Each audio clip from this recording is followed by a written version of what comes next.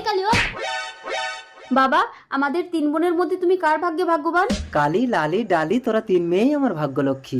না বাবা, আজ তোমাকে বলতেই হবে কে বেশি ভাগ্যবান। চল 3 রাস্তার মোড়ে গেলে তোরা এর উত্তর পেয়ে যাবি। চল বল তোরা কে কোন পথে যাবি।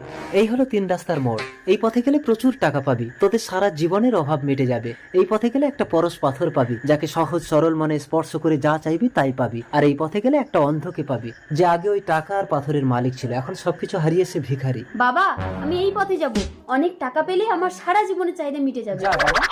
বাবা, আমি এই পথে যাব, পরশ পাথর পেলে আমি যা চাইবো তাই পাবো। যা লালি।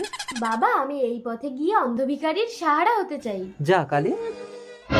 টাকার ব্যাগ, এত টাকা, আমি যাই। এই দাঁড়াও, এই টাকা এখন সরকারের আন্ডারে।